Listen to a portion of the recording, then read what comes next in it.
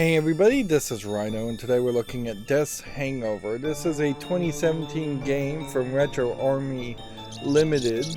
It describes itself as a ball and bat game. I would better describe it, I think, as an Arkanoid clone, which I look at every game that is released, every game I can possibly see on Steam, and there very often are times in which you see quite a few Arkanoid clones, but not really that many, because there isn't just too much more you can do with the concept of Arkanoid. Arkanoid is a paddle that bounces balls upward the screen and breaks bricks and gives a few abilities if you can collect the special abilities, and has specific level layouts, which, in fairness to Arkanoid, that is kind of a major improvement from its predecessor, which would just be Pong, which was the first video game, or at least widely accepted to be the first video game, that was programmed, not with programming, but built with hardware and transistors, and run on effectively an oscilloscope screen. So, yeah.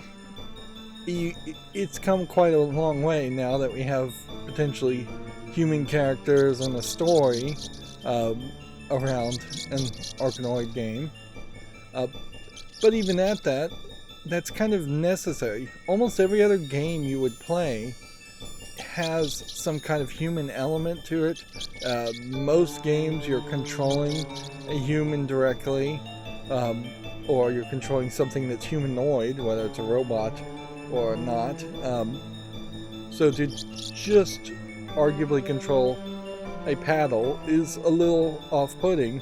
Even controlling like a Pac-Man, it would be pretty off-putting. There is a intro video that plays right when you launch up. It's basically says Death has a hangover and Dracula has stolen all his souls, and he sent these two characters to go and get them back. And I think we're going to kind of have more story than that as we play to give this a bit of a twist. It becomes very hard decades later, after Arkanoid had originally come out in arcades, or Pong had originally come out. Here you can see this is literally one person claiming all the credits as far as an indie game. But yeah, it gets really hard to justify making a game like this, or making a game like this special. You have to go an extra, not just 1 mile, but probably 2 in polish and development. Otherwise, this is just going to come off like a student project that isn't going to grab a lot of people's attention. Now, if we look at the settings, we have kind of annoying sound effect playing, but we have DirectX and OpenGL programming. We have full screen. We have the resolution setting by default correct. There are mouse settings, and I'm going to be playing with the controller.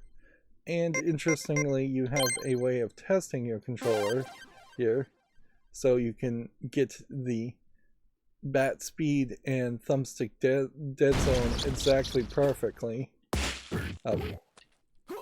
You can see in this version of Arkanoid there's going to be bats, and then you can get an ability, and the ability will let you press the X button to explode a bomb in that case. And you can see that, unlike Pong or Arkanoid, you're being allowed to show a lot of blood and gore, which takes it to a fairly extreme level for a game that otherwise would be potentially very non-violent, which that is certainly a choice and a direction to go. Now, the major difference between Arkanoid, other than the bricks and the different layouts, would be the fact that Pong mostly was designed to be played against other players, so there would be 2 paddles.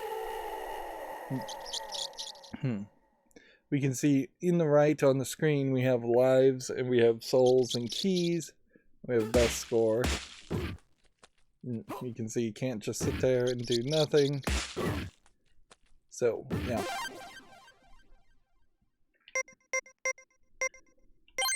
There's quite a lot of controls here, whether you want to play with mouse and keyboard or just mouse or just keyboard or controller. And we'll check out how to play. The basics are you move left and right. We know that. A button slows down on an Xbox controller. I assume these button prompts are correct. And B speeds up, which that is something that would not have been the case in Arkanoid originally. You would have sped up a ball by hitting the ball closer to the edge, whereas you would have slowed it down. There really wouldn't have been a way to slow down the ball in most versions of Pong or Arkanoid. This game, I imagine, probably plays a lot faster than what an original Arkanoid game would. And there definitely have been a lot of Arkanoid clones even when it first was released. So there's a lot of variants, a lot of mods and tweaks, a lot of ways back in the day when an Arkanoid game would have been adjustable by the owner of the arcade to try and steal more quarters out of people's pockets. Arkanoid originally had a spinner also as a controller, so it was a circular dial that you would just spin left and right. It wouldn't have been a joystick, and there was very large amounts of variety in arcade machines as far as just the arcade layouts. Eventually that became pretty standardized, where you would have either a 6 or 8 button layout on your arcade machine, or you'd have a light gun. But arcade machines, more than any other kinds of video games, still are heavily gimmick based in their controls. I guess there'd also be steering wheels and other gimmicks that would have shown up every now and then on arcade machines.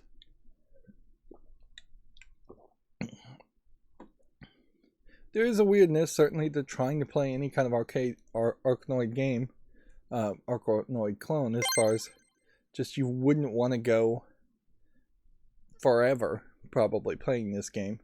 The story in this, the number of levels need to be fairly limited because we want to see a beginning, a middle, and an end, whereas arcade games in the past would have just gone on forever. So there are power-ups. You can press X to shoot a power-up, and you can press Y to switch the power-ups. And then a key equals a secret area, 5,000 points. I've never seen points spelled P-N-T-S. Equals a 1-up, and a soul equals continue, which to me that would imply you have to get souls, which that does seem to be the concept. It is very silly, to say the least, that there is such a dark story and death is being involved as a character in an Arkanoid game, that the two really don't connect that well. But that is, frankly, a fairly long tradition in which you would have kind of edgelord style stories connected to very simplistic gameplay to catch people's attention.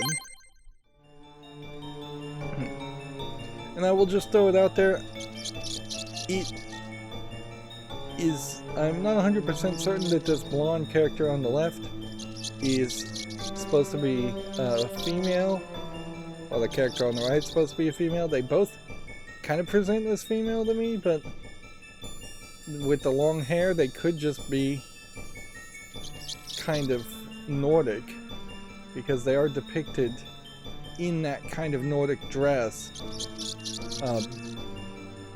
in the first cutscene, which I wish I could show you, but there's always this problem with OBS that it doesn't quite capture the very beginnings of a game when it launches. I could probably have fixed that, come to think of it, but whatever. Let's just jump into the game and start playing. So I'm uncertain at the beginning here what Death's Castle is, but I would assume that this must be a like infinite mode and not the main mode to play. And it is interesting on a PC game to potentially have 2 players, but I would assume in this case 2 players would mean you are just swapping and taking turns, and it wouldn't be parallel co-op gameplay. Is Death... I guess Death is drooling or vomiting lava in the little pixely icon here. So we'll do 1 player. And I guess we're doing arcade mode, and then there's another mode that we can't click on yet. And I don't see any reason not to just do easy. On one level, if this was just a single person's indie like example of what they can do, having all the visual polish on this title screen, having many options, is kind of unnecessary. On the other hand, as a product to show off what you can do, it weirdly pigeonholes you into making the style of game that would not get you hired, really.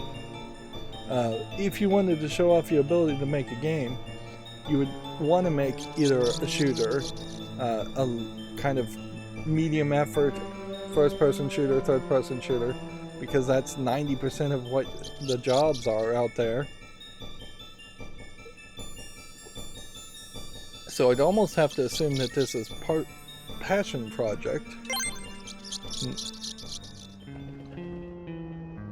Yeah, but you definitely have some polish here, in that there seem to be multiple places where you might be able to start if you make that level of progress to get to the top of Dracula's castle to get back to souls for death.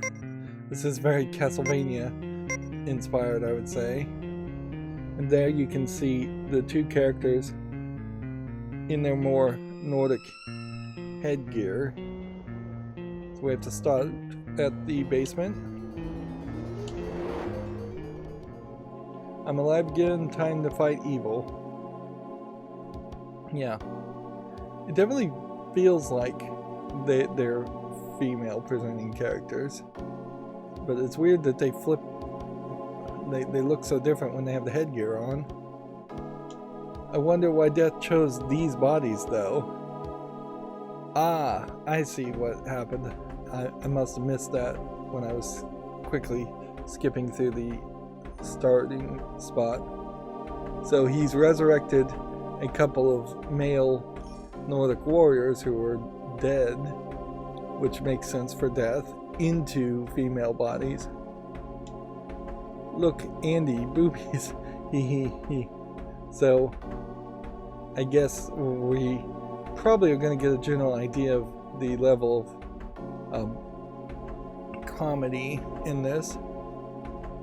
And looking at this picture, you can see it's fairly rough animation too. It's like not particularly as polished for a single still frame as it could have been. Death is up to something. When you look at the back of the hair of each of the characters, bouncy, bouncy, bouncy. So you have kind of the smart character on the left and the kind of dumb character on the right, and I think the dumb character on the right is literally going to be inside the balls that you're shooting and bouncing. Har har, you're such an idiot, Bob. Looks like we're in a prison. No problem.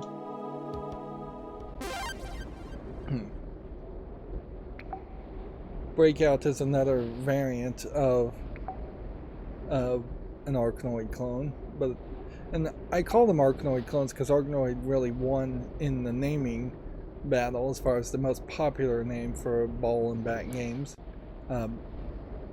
But there almost certainly were other games before Arkanoid that just didn't have as memorable names. There were definitely arcade games out there that would be in bars or arcades that barely had any name to them or would show up only in a few places, where they only made a dozen to 100 units. Which effectively an arcade machine would have been the equivalent of like a $5,000 computer in modern times. So you just couldn't make a lot of them, and you were hoping in the early days to make your money back for putting that kind of machine inside of a bar or a arcade. So the objectives say, looks like you'll need to, quote, break out, haha, now get on with it, press any button. Alright. I have 5 lives and 5 souls. So, the objective here is to not die first and break the back wall, although not the corners of the back wall. I don't think that there's probably an objective here where you're trying to keep the other little zombie humans alive. And certainly the fact that you can slow down or speed up the ball, you know, that is something new.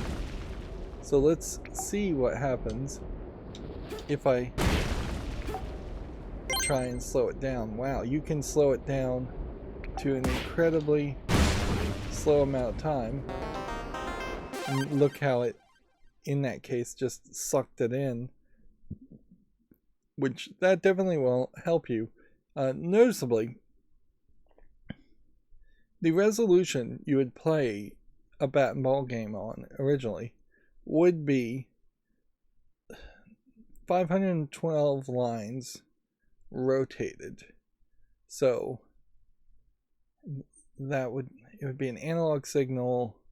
It would be, I guess the closest equivalent would be like a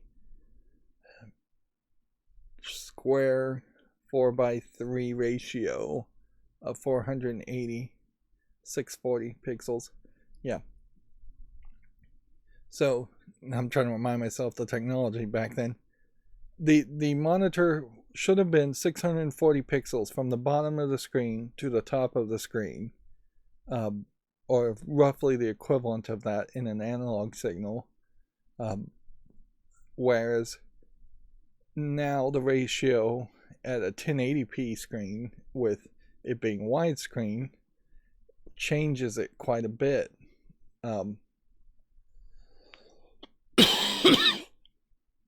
Effectively what it's doing is it's squashing the top and the bottom of the screen, and the only way you can really adjust for that would be to bring in the edges more, and I could see that happening, certainly, to bring in the edges more, to make the ball travel a little bit further, to slow down and just have more of a pinball-like experience in which you can control the ball on a playfield. Without the ability to slow down things, I think very quickly I'd get frustrated with this game, simply because I think the ball would just bounce from the very back to the very front fairly quickly. Press the X button to use power-ups. I almost forgot. Ha ha ha. Okay. Now, I'm not gonna try and slow down this game forever. There is definitely a case, though, to make good use. Like, you can slow down the ball and you can collect the coins to get more score. Take note that we've been through 3 tutorial levels so far, and I've only gotten 1,275 points, which, if this is a rogue-like experience, we may only have those 5 lives and no continue to give from the very beginning of the castle to the very end, and we may very well just die. Yeah, taking note of Bob and picking his/her nose. I'm not sure what you would refer to him. I guess you'd say his. Just because you're brought back from the dead into a female body doesn't mean you identify as a female. In this weird fictional sci-fi or fantasy thought. But yeah, that is very reminiscent of something that you actually would have seen in later generations of arcades. Something like the Simpsons arcade game, as far as just silly, crude humor. It wouldn't have been something that you could have animated particularly well. You wouldn't have even been able to really animate faces well in an original Arkanoid style game.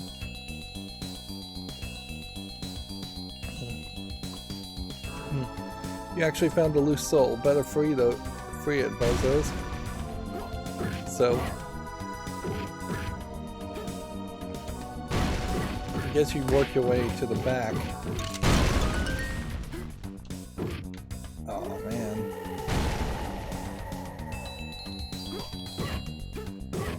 So only certain places can be knocked downward.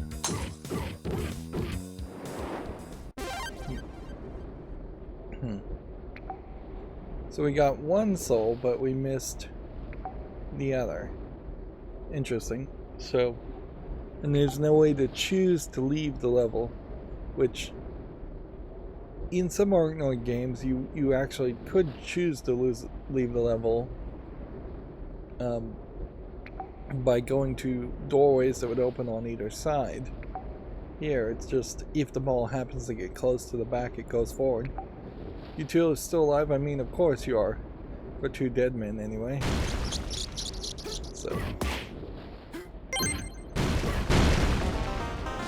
You can just get through a lot of these levels very quickly.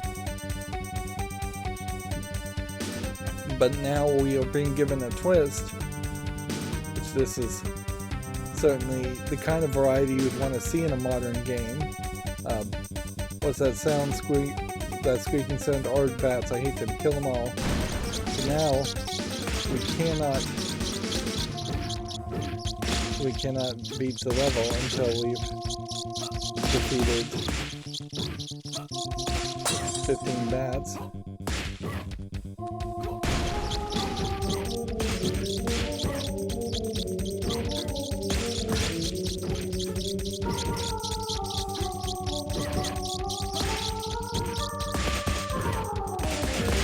And you get into a weird position here where, like, I can't avoid all the bats if you get overrun.